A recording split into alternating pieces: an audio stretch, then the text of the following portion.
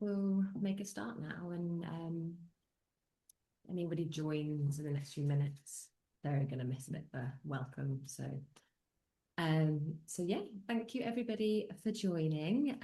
So today we're going to be talking you through the importance of getting your brand showing up in AI search results, how to do that both from a digital SEO as well as a social perspective as well. And we're going to be talking you through some of the independent research that we've conducted as well.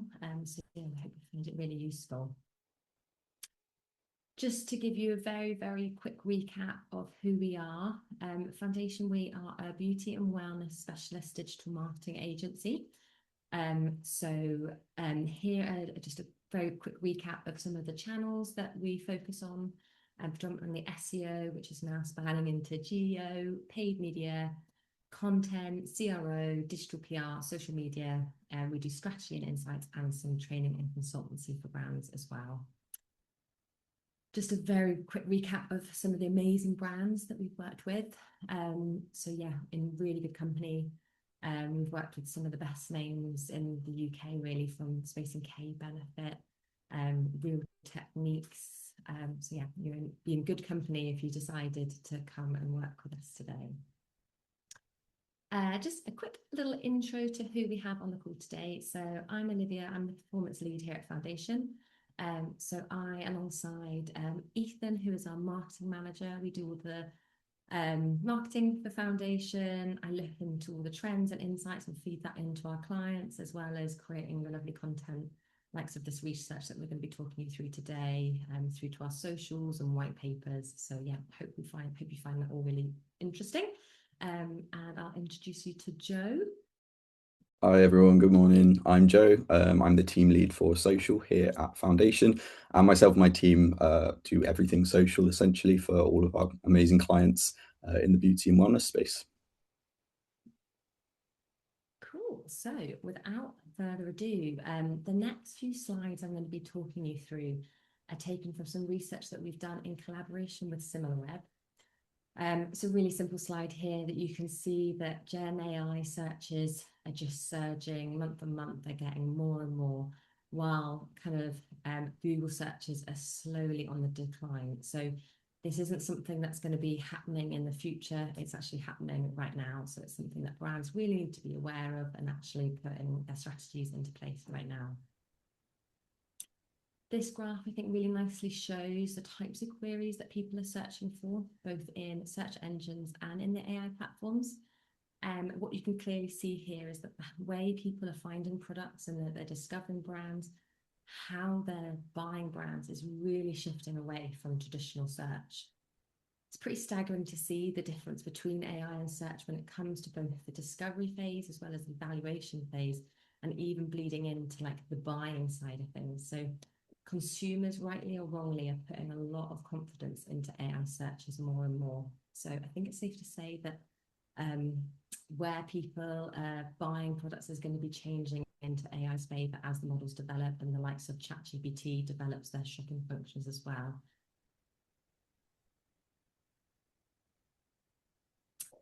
Okay, also when we look at the best converting channels out there, so ChatGPT is actually the highest converting channel after paid search. So this is almost twice as much as social. Sorry, Joe. Not only does AI traffic convert, but they typically spend longer on the site and they view more pages as well. So generally the ChatGPT and other AI model traffics are a lot more engaged. We think this is typically because the audiences are very pre-qualified. So they've done a lot of the research and the comparisons and discoveries in those AI platforms. So the models know how and who to serve up to the people that are already in market, and they're the ones that are ready to buy. Okay, so now I'm going to talk you through a bit of the research that Foundation have conducted. So a little bit about the methodology for our research. So we asked about 20 real beauty buyer prompts across the 4 engines. So that was ChatGPT, Gemini, Perplexity, and Claude. And we repeated the same process over 3 separate runs to make sure that we were testing for consistency. This returned over 1,300 brand mentions and over 690 different sources and citations, which we then went on and analysed in a lot of detail. So a couple of major things that we've identified from this research is, first of all, that the brand visibility is not random. We found our results were remarkably consistent from run to run, and there was a definite pattern of which brands were showing up. And we're going to talk you through that in a minute. What we did find differ was that the brands that were appearing depended heavily on the types of prompts and questions being asked. So there was a lot more variation in the longer, more open prompts, which is sort of less surprising, to be honest. And secondly, it was interesting looking at who wasn't there just as much as who was there. So you got the likes of Estee Lauder and MAC, these big brands, you know, big budgets, big heritage, they were being outperformed by smaller brands like Merit and Say and Tower 28. So it just goes to show it doesn't matter about budget, but we'll explain why in a minute. So here is, I guess, our leaderboard for those brands that were showing up the most. So we've got the likes of Elf and Maybelline with the top names across all 3 rounds. And these brands appeared in 17 out of the 20 prompts. So the clear winners here. They're obviously doing something right to get this consistent level of visibility. And what we saw then was a pretty stable pack following these leaders, the likes of Charlotte Tilbury, NYX, L'Oreal Paris, and NARS. And as we've mentioned, the runs were pretty consistent. So the top of the leaderboards barely moved actually between runs. One of our most notable findings from this research was that AI visibility, it isn't random, and there is real consistency across the models, but this depends on the prompt or questions being asked. So the same brands tended to surface depending on the type of category of the prompt in question. So for example, any budget-related prompt, any dupe prompts, that always returned Elf, Maybelline, NYX, and L'Oreal. So, you know, thinking about Elf as an example, they are really owning this kind of budget dupe category.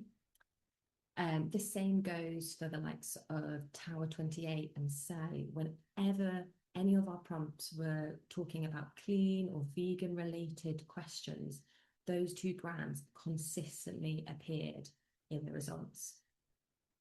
What we noticed was that there was never any overlap between affordable and luxury makeup brands. So people kind of really stayed in their lanes. The brands really stayed in their lanes here.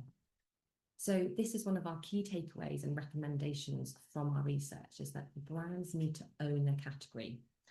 If you're a brand that has lots of types of products, but perhaps you've got one hero product that everybody knows you for, example here I was thinking of is the Victoria Beckham waterproof eyeliner, the Elf Grip primer, or the Urban Decay eyeshadows. These brands are known so well for these products. So we would really recommend brands focus their marketing on that area. So optimize everything from your content, your PR, making sure that you're showing up for that particular category, and you're going to more likely see that your brand's going to be recommended time and time again. I think this is a really nice example of that. So getting frequent brand mentions from high authority sources serve as a really good trust proxy for the LLMs. So I'll talk you through it in a minute, but multiple studies show that the likes of ChatGPT and Gemini in particular, they favor sources that are frequently referenced from high authority domains.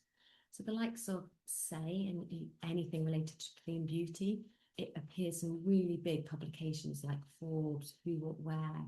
So getting featured in these publications for your category is a really, really surefire way of getting the AIs to serve you up.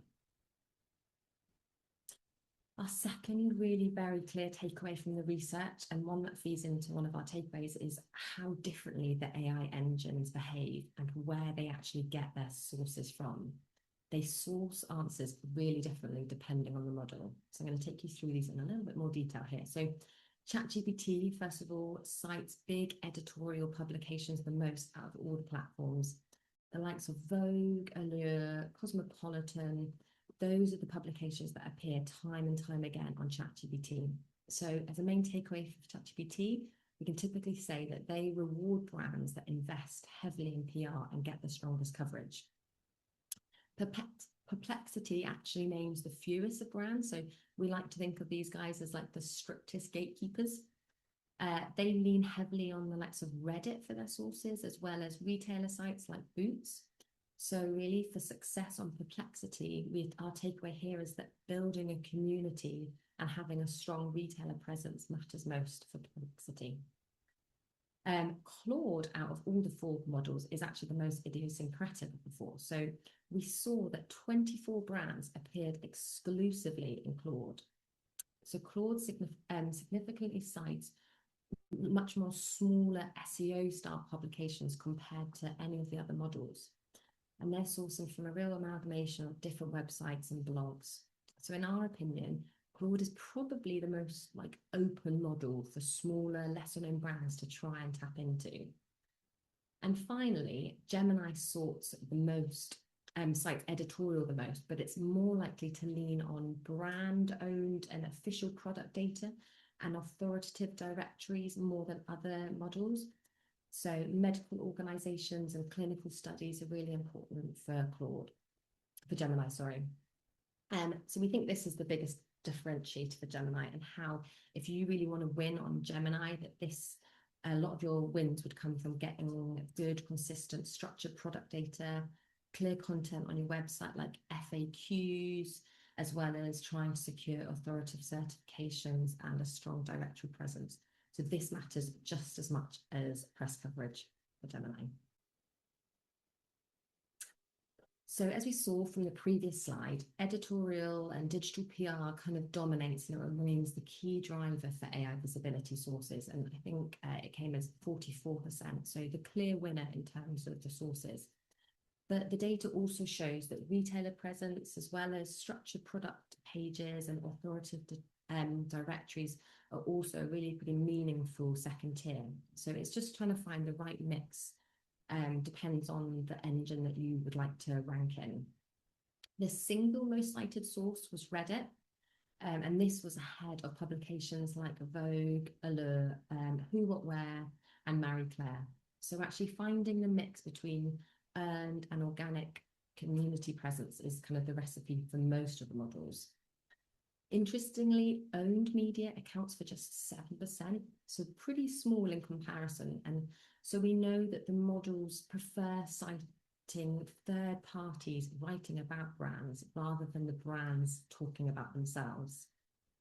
It's also worth noting that prominent retail presence also really helps this AI source you. So the likes of Boots, Ulta, Space NK, having a presence in those unsurprisingly adds more credibility and you're more likely to get cited in the AIs.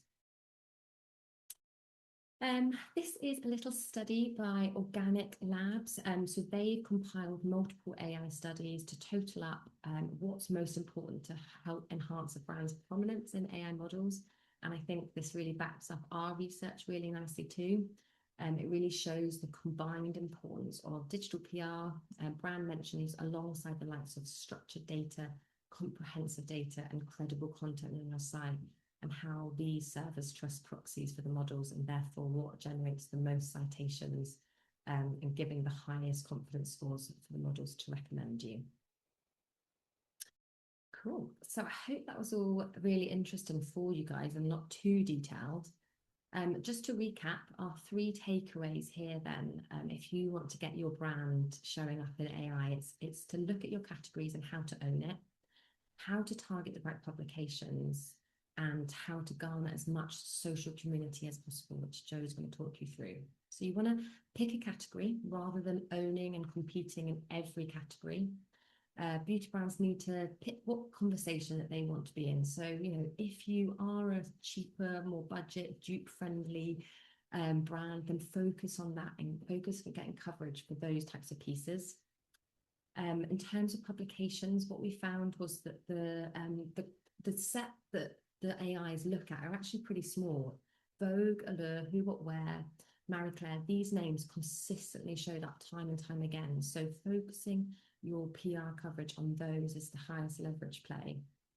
And then finally, don't neglect Reddit and other social platforms. So Reddit was the single top cited source. So you really want to encourage genuine community discussion. And Joe is going to talk you through that now. Thanks, Liv. So yeah, I'm going to take you through a couple of key areas that are kind of social and community led, and just something that you can sort of start taking away and implementing today. So as Liv mentioned, Reddit was the single most cited source across the AI models. What's really important here is that it's all about building a community presence. A lot of brands will have dismissed Reddit or will know of it, but will not be counting it as kind of a primary social channel as we do with sort of Instagram, TikTok, YouTube. And this is definitely going to be something that's going to change quite quickly. So if you haven't got a presence on Reddit, the key takeaway today probably from all of this is that this is sort of the area to start with and really look at how you can implement that, whether that's internally with your team or working with your agency. So there's four sort of areas we can look at with Reddit. The first piece here is this isn't a traditional brand social account. So the likes of Instagram, where you can create a brand account and post your own content, that's not what the Reddit space is for. This is very much about participating in a kind of community-led answer-based sort of feature. So you want to put your teams on here. You could have a customer service team or a direct representative from your marketing team who are going through and actually kind of answering queries, engaging with users or people who are interested in your brand and products or who are looking for advice within the community. The next piece is identifying where to start. So there's a lot of subreddits out there that will be covering a range of different topics. Some of these examples are skincare addiction, makeup addiction, curly hair, and then you have more kind of niche subreddits. So this could be something, for example, in the skincare sector, there's r/rosacea, which is a particular thread talking about rosacea issues, and people usually looking for products or advice in that area. These are a really great place to kind of start to look for how to build those conversational pieces and how to engage with users of the site. We know that these niche areas also outperform the larger generic ones like r/just skincare in AI citation. So really looking to some of these niche areas, providing a lot of expert advice is going to help you get cited more within the within the LLMs. The next piece to look at is answering questions with actual detail. So again, this isn't about how many times you can mention your brand in an answer. It's about actually giving real context, user experience, and advice to people. So this could be ingredient deep dives, the reasons why certain ingredients are great for certain skin problems or issues. Responding in threads with kind of actual real world examples. If you have kind of people that have been using this or clinical studies that will back it up, that's a great way to kind of add more detail. And then finally, your sort of number one place to start, if you haven't got going on Reddit yet, is to just monitor your brand mentions. You've got two key ways to do that. You can use Reddit's native search tool, which is literally just looking through your brand searches across different threads, or you can use social listening tools. So if you use any kind of social tools such as Hootsuite or Sprout, these have some great tools built within them where you can monitor your brand mentions. Look out for threads where you're actually already being discussed. So where you're getting a high volume of brand mentions. And again, don't just come in about the product, just look at what kind of questions people are asking and start building answers and queries around those questions. We're also seeing a lot of video content being served as responses to queries. And the reason that the LLMs usually use this is because they're a kind of an easier way, a more digestible way for users to get the answers. And there's a couple of different ways that they usually cite this. So number one is that importantly, where we've looked at usually creating video for Instagram and TikTok, traditionally, it's been a lot of kind of style over substance. So really getting a lot of engaging hooks or really visual pieces that are going to be scroll stopping. But AI is very much the opposite. This is very substance over style. So the content within your video is really what's going to matter. The LLMs are going to crawl things like your captions, auto transcripts, video titles, your descriptions, things like that, to understand that source material and then use some of that to actually answer the query that people are asking within the chats themselves. So very much the spoken content and the written content within this is what's really important.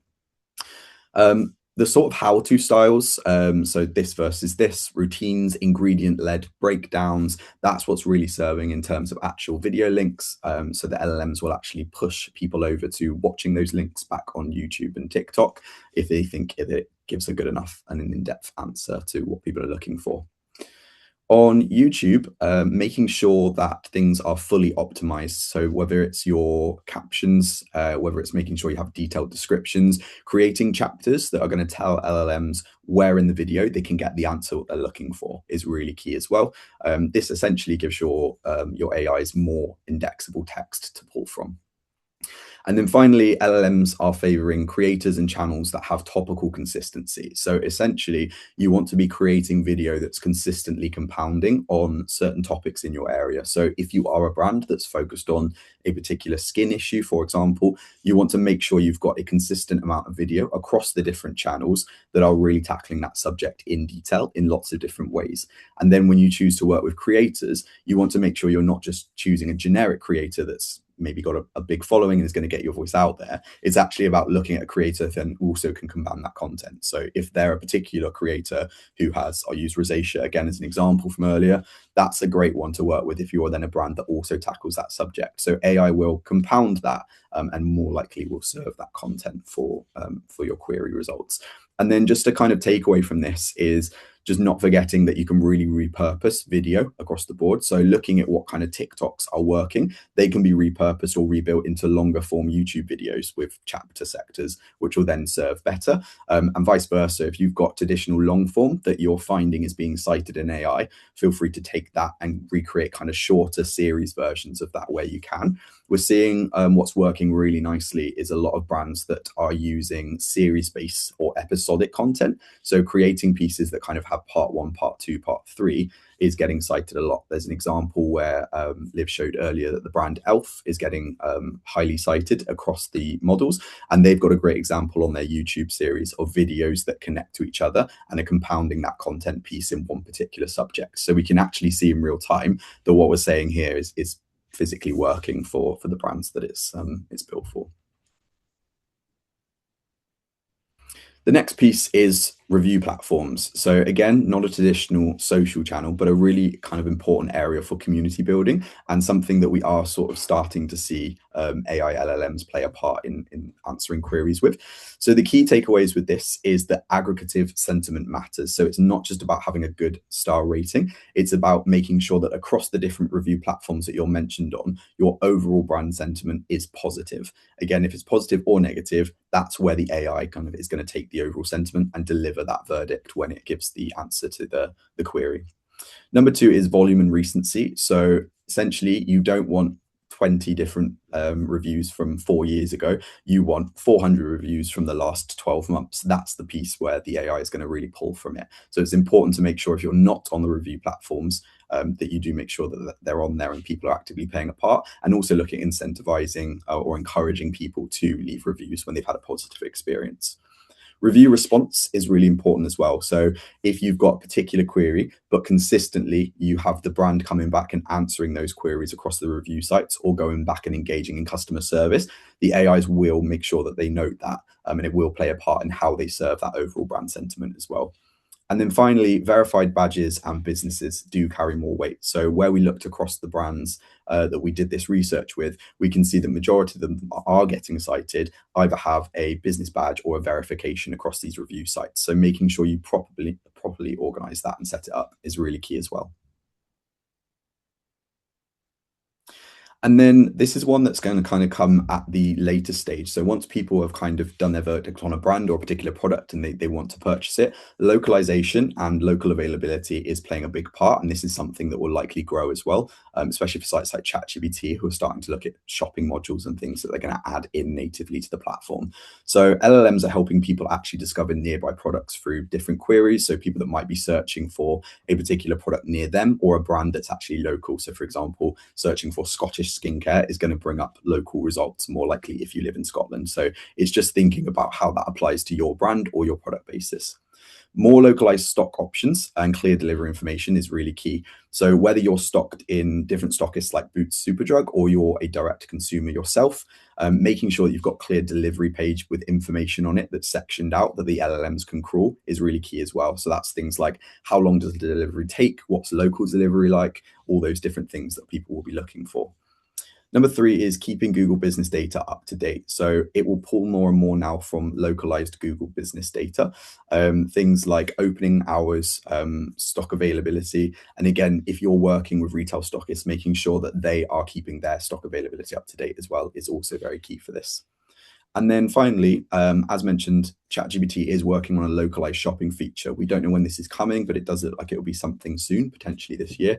That's going to be built within the platform and will kind of be akin to how Google Shopping works at the moment. So something inside the platform where you can literally go in and purchase from a stockist or from localized data, depending on where the products are available, that's actually sat within the platform. At the moment, it's looking like that's just through chat, but I would imagine Gemini being built with Google is something that they will link into Google Shopping as well. So all of this will play a really key part once you sort of pass that research phase and you start getting into that availability and people actually have got the intent to buy.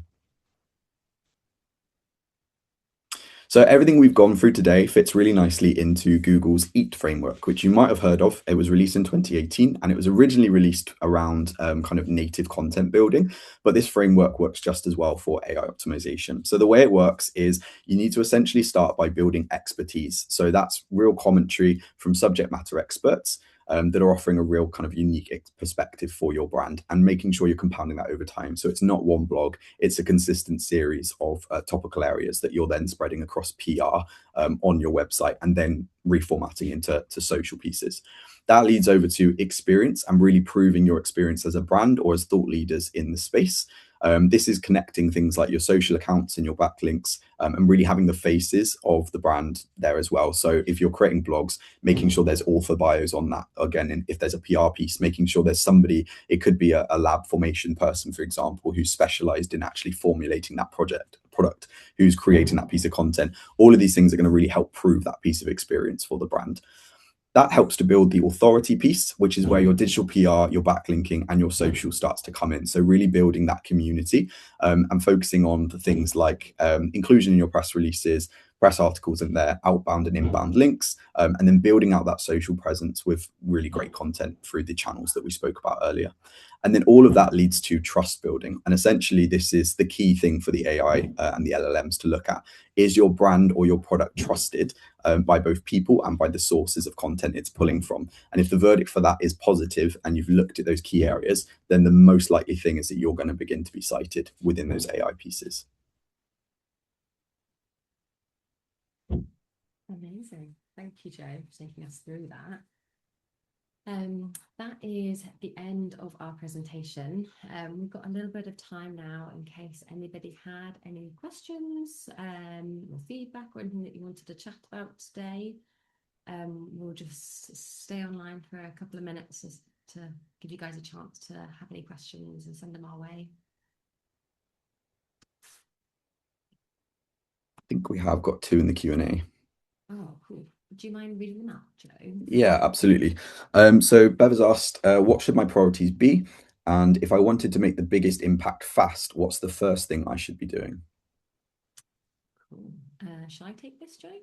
Yeah, if you want to. Yeah, I can always add on at the end as well if you like. So, the first bit was what should the biggest Priorities be? priority be? I would say really have a think about where you're showing up already or where you would like to show up. As I kind of went into quite a lot of detail, all the different models are showing and citing different sources.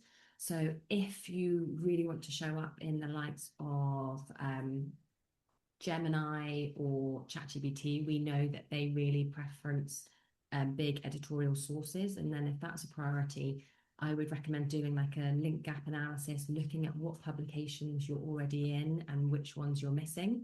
I mentioned that there's the same sort of publications were showing up time and time again. So if you're getting good coverage, but actually not showing up in some of those ones, I would really say let's focus on getting you some mentions and links from those big publications.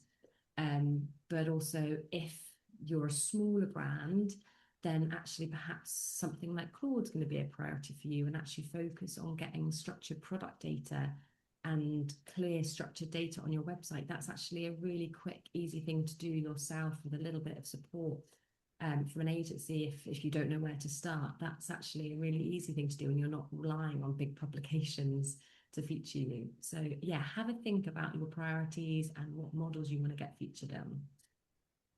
Anything to add, Joe? Yeah, I guess I'd just add the Reddit piece in. I'd say it's not the fastest piece for sure, but it should definitely be a priority. I think this is something that when we look at the research we're doing and having been working with brands now on this for the past couple of years, this is something that, as Liv said, I think at the start, it's happening already. And if you're not on there and you're not at least looking into this and starting to create a plan for using Reddit, then you're already behind with it. And it is, as we said, it's the #1 cited source across the board.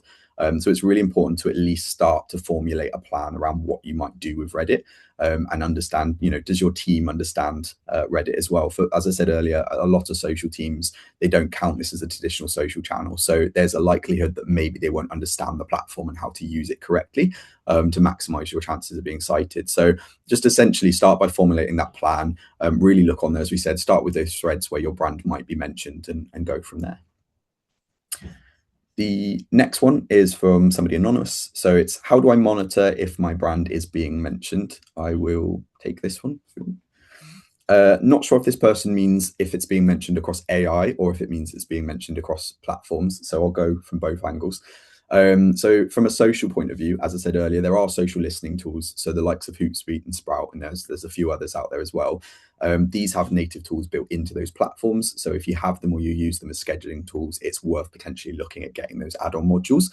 This just allows you to basically crawl all of the social sites, and it will actually ping you as you get brand mentions. And it's something, if you have an inbuilt social team or you're working with an agency, you'd expect that they're usually pulling that at least kind of monthly to understand what overall brand sentiment is, or just understand the channels that you are being mentioned on. If you mean in terms of citation by the AI, again, you can conduct your own search data. So you can open out some of those regularly used LLMs and search in using some of the regular queries that people are using, and just see whether your brand is getting those mentions. Is a kind of native way to do it. That way it's sort of, you're not doing anything really tricky there or need to pay for any tools. It's literally just an organic piece of search. And the best way to probably do that is through a kind of incognito browser. So it's not using any of your data. You're probably often using your own website, if you work in your marketing team. So do it incognito and just get that kind of, have a little look and see where you're getting mentioned there. Yeah, just to add to that, we're seeing a lot of the major SEO tools that we use, SEMrush, Ahrefs, a lot of them are starting to incorporate like AI scores and AI citations referencing. There's still a lot of inconsistency across these, but they kind of act as a bit of a like measure month on month whether to see if your AI score is going up or down. But yeah, don't use these as like a Bible. I think, Joe, like you said, like the most native, authentic, organic way is actually just having to think about what you want your brand to show up in and doing those searches yourself. Like, it's a little bit long-winded and you don't want to be doing that every month, but you can also, if you're working with an agency, a lot of their SEO platforms will also kind of give you a little bit of a benchmark score to look at as well. Great. This person has asked, how long does it take to see results typically for smaller brands? Happy to start this one off if you like, Liv. So yeah, usually we know it's somewhere between sort of 6 to 24 months. But actually to really sort of start seeing early results, it can be between that 6 and 12-month range. This is exactly the reason why we usually start on kind of a 6-month project or a 12-month retainer with our clients, just to make sure that they understand exactly how long this is going to take. There's definitely not an instant fix to suddenly getting regularly cited in AI LLMs. There's a longer term piece. And when we talk about compounding content and actually making sure you're getting mentioned in the right places, the frequency and the kind of longevity of those sources is really, really important. So you are going to need to kind of really look at thinking about a 6 to 12-month plan minimum. That's usually for sort of starter brands. If you're a medium to larger business who's already got existing assets out there, it's usually about optimization, and you can start seeing things probably within that 6-month range a lot easier if you've already got things like backlinks or a great website presence or a good PR plan. Again, it could be things like it's just tightening up your social impact and looking at joining channels like Reddit in the most best performing way. Anything to add there, Liv? No, not really. Just how kind of reiterating that GEO, generative AI optimization, whatever you want to call it, it's so closely linked to SEO. And that's always been Foundation's stance on this when people are coming to us being like, I need to do some GEO.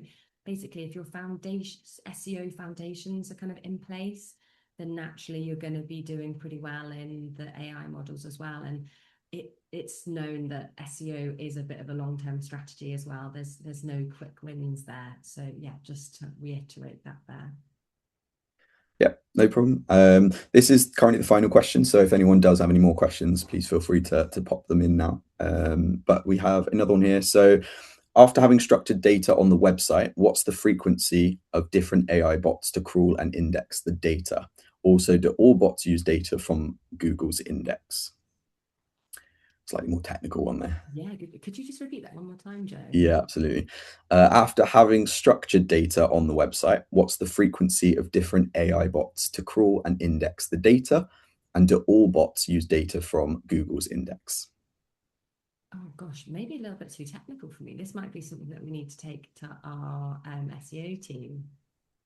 I was just going to say, we went to an event last week, and they actually did touch on this because basically it was a very similar question, but it feeds back into what Liv was touching on with digital PR and the content freshness. So bots seemingly go back to high traffic websites. But when the content is fresh and when you're getting the backlinks from those publications, which tend to have the high traffic, the bots then recrawl the website. And so yeah, so there's no timeline to it. It's really depending on the freshness of the content you've got. So the structured data is great and needed for the bots to crawl the site properly, but it is all about that fresh content. Quotable content, stuff that people are going to want to talk about in the press. And then on your second question with using Google's index, they don't all use Google's index. I think some of them have been built, well, Gemini will, but the others I think have been built with Google's kind of best practices in mind, but they all have their own processes and bots of how they do that. Amazing. Great.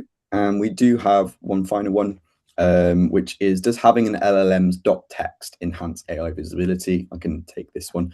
The answer is yes, it does. But essentially it's a little bit overstated in terms of the impact it can actually have.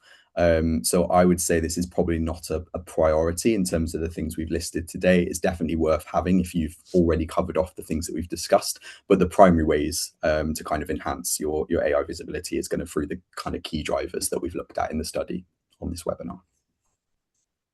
I think that's all of our questions at the moment. Yeah. Cool.